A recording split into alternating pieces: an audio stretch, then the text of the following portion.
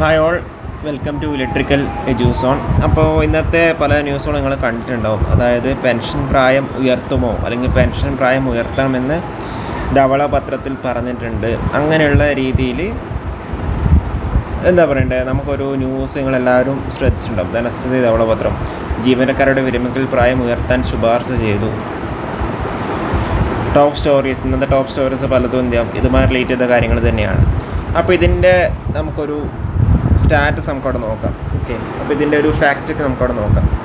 ഇത് നിങ്ങൾക്ക് എല്ലാവർക്കും ഡൗൺലോഡ് ചെയ്തെടുക്കാണ്ട് പറ്റും. Kerala physical health status report എന്ന് പറഞ്ഞിട്ട് നിങ്ങൾക്ക് അവിടെ PDF സെർച്ച് ചെയ്താൽ നിങ്ങൾക്ക് അവിടെ ഡൗൺലോഡ് ചെയ്തെടുക്കാണ്ട് പറ്റും. 151 പേജിലാണ് ഇതിനെ പറ്റിയിട്ട് പറഞ്ഞിട്ടുള്ളത്. അതായത് സാലറീസ്, പെൻഷൻ, അതേപോലെ റിട്ടയർമെൻറ്റ്. ഓക്കെ, അപ്പോൾ ഇതിൽ നമ്മളെ സ്പീക്കറെ മുമ്പാക്കിയാണ് ഈ ഒരു റിപ്പോർട്ട് അവർ സബ്മിറ്റ് ചെയ്തിട്ടുള്ളത്. അപ്പോൾ ഇത് നമ്മുടെ ഫിനാൻഷ്യൽ മിനിസ്റ്റർ കൂടെ ആയ നമ്മുടെ CM VD സതീശനാണ് ഇതിനെ പറ്റിയിട്ട് റിപ്പോർട്ട് അവതരിപ്പിച്ചത്.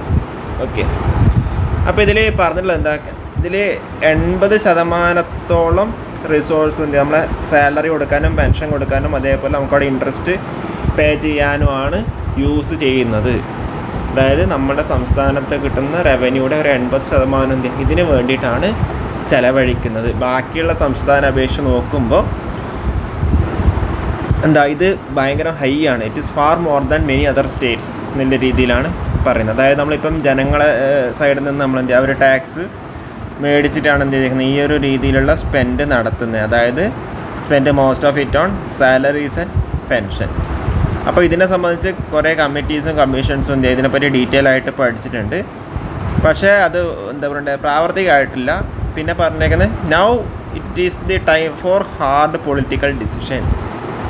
അതായത് രാഷ്ട്രീയപരമായിട്ട് ഒരു ഹാർഡ് ഡിസിഷൻ എടുക്കാനുള്ള ഒരു ടൈമാണ്. There have been number of suggestions made to us on the raising of retirement to the same level as the government of India. അതായത് സെൻട്രൽ ഗവൺമെൻറ്റിൻ്റെ കേസിലേക്ക് പോലെ ഏജ് ലിമിറ്റ് കൂട്ടാനുള്ള സജഷൻസ് കുറേയൊക്കെ കിട്ടിയിട്ടുണ്ട്.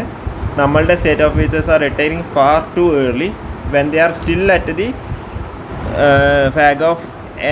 end of their youth given the present life expectancy rate. അതായത് ആ ഒരു സമയത്ത് അവരെ അവർക്ക് വർക്ക് ചെയ്യാനുള്ള ഇതുണ്ട് എന്നാണ് പറഞ്ഞേക്കുന്നത്. ഓക്കെ, പിന്നെ പറഞ്ഞുള്ളത് നമുക്കിവിടെ ഓരോ വർഷവും റിട്ടയർമെൻറ്റ് ഏജ് കൂട്ടുന്നതിലൂടെ ഏകദേശം 6000 കോടി സേവ് ചെയ്യാൻ വേണ്ടി പറ്റും എന്നുള്ള രീതിയിലാണ് പറഞ്ഞേക്കുന്നത്. പിന്നെ അവിടെ pay commission once in 10 years central government, അതായത് 10 വർഷത്തിൽ മാത്രം പേ കമ്മീഷൻ ചെയ്യാന്നുള്ള രീതിയിലും കൂടി അവിടെ പറഞ്ഞിട്ടുണ്ട്. ഓക്കെ, പിന്നെ കുറേ ഡിജിറ്റലൈസേഷൻ ചെയ്യാനുള്ള കാര്യങ്ങളാണ് പറഞ്ഞിരിക്കുന്നത്. ഇതിൽ ശ്രദ്ധിക്കേണ്ട 1-2 കാര്യങ്ങളുണ്ട്. ഇതിലിപ്പോൾ നിങ്ങൾക്ക് അവിടെ PSCയുടെ അപ്ലൈ ചെയ്യാനുള്ള ഏജ് ലിമിറ്റ് 40 ആക്കിയിട്ടുണ്ട്. അപ്പോൾ ഇത് മുൻകൂട്ടി കണ്ട് തന്നെ ഉള്ളൊരു കാര്യമാണ്. അപ്പോൾ അങ്ങനെയാകുമ്പോൾ സ്വാഭാവികമായിട്ടും റിട്ടയർമെൻറ്റ് ഏജ് കൂട്ടാമെന്നുള്ള രീതിയിലാണ് ഇപ്പോൾ സർക്കാർ വിചാരിക്കുന്നത്. പക്ഷേ ഇതിലിപ്പം യുവജന സംഘടനകൾ ഇതിനൊക്കെ എതിർക്കാൻ സാധ്യതയുണ്ട്, അല്ലേ? കാരണം വെച്ചാൽ ഇപ്പം റിട്ടയർമെൻറ്റ് ഏജ് കൂട്ടിയെന്ന് വിചാരിക്കാം. അപ്പോൾ റിട്ടയർമെൻറ്റ് ഏജ് കൂട്ടി കഴിഞ്ഞാൽ സ്വാഭാവികമായിട്ട് അവിടെ അപ്പോയിൻമെൻറ്റ് കുറയും. കാരണം വെച്ചാൽ അവർ റിട്ടയർ ആവുന്ന ലേറ്റ് ആവും, അല്ലേ? അപ്പോൾ സ്വാഭാവികമായിട്ട് ഇപ്പോൾ ഉള്ളവർക്കൊക്കെ നിയമനം കുറയും. അതായത് ഇതെങ്ങനെയാണ് റിട്ടയർമെൻറ്റ് ഏജ് കൂട്ടുന്നതിലെ കാര്യങ്ങളൊന്നും കൂടുതൽ ക്ലാരിറ്റി ഇല്ല. എന്നിരുന്നാലും പറയുകയാണ് നിയമനങ്ങൾ, അപ്പോയിൻമെൻറ്റ് അവിടെ കുറയാൻ സാധ്യതയുണ്ട്. അപ്പോൾ അതിനെതിരെ നമ്മളുടെ ഇന്നത്തെ യുവജനങ്ങൾ അതിനെതിരെ എന്തായാലും പ്രവർത്തിക്കും. അപ്പോൾ സ്വാഭാവികമായിട്ടും സ്റ്റേറ്റ് ഗവൺമെൻറ് ഇത് ഇംപ്ലിമെൻറ്റ് ചെയ്യാൻ ചാൻസ് കുറവാണ്, വളരെ വളരെ കുറവാണ്. പക്ഷേ വേണമെന്ന് വിചാരിച്ചു കഴിഞ്ഞാൽ അവർക്ക് ഇംപ്ലിമെൻറ്റ് ചെയ്യാം. പക്ഷേ ഇംപ്ലിമെൻറ്റ് ചെയ്യാനുള്ള ചാൻസ് വളരെ വളരെ കുറവാണ്. പിന്നെ ഇതെന്ന് വെച്ച് കഴിഞ്ഞാൽ ജസ്റ്റ് ഒന്ന് നിയമസഭയിൽ ജസ്റ്റ് ഒന്ന് സബ്മിറ്റ് ചെയ്തു എന്ന് മാത്രമേ ഉള്ളൂ. അല്ലാണ്ട് ഇതിൻ്റെ റൂളോ അല്ലെങ്കിൽ ബാക്കിയുള്ള കാര്യങ്ങളൊന്നും വന്നിട്ടില്ല. ഓക്കെ, ഇത് ജസ്റ്റ് അവിടെ സഭയിൽ സബ്മിറ്റ് ചെയ്തു എന്ന് മാത്രമേ ഉള്ളൂ. ഇതിപ്പം പ്രാവർത്തിയാക്കി തുടങ്ങും അങ്ങനെയൊന്നും ആയിട്ടില്ല. ജസ്റ്റ് ഇതേപോലെ ഒരു നമ്മളുടെ ഇപ്പോഴത്തെ സാമ്പത്തിക സ്ഥിതി അവതരിപ്പിച്ചതാണ്. അപ്പോൾ അവതരിപ്പിക്കുന്നതിൽ കുറച്ചധികം കാര്യങ്ങൾ അവരെ കുറച്ചധികം റെക്കമെൻഡേഷൻസൊക്കെ ഉണ്ടാവുമല്ലോ, അതൊക്കെ പറഞ്ഞാണ്. അതിൽ വന്ന ഒന്നാണ് ഈ ഒരു ഏജ് ലിമിറ്റിൻ്റെ കാര്യം. ഓക്കെ, റിട്ടയർമെൻറ്റ് ഏജ് കൂട്ടാമെന്നില്ല കാര്യം.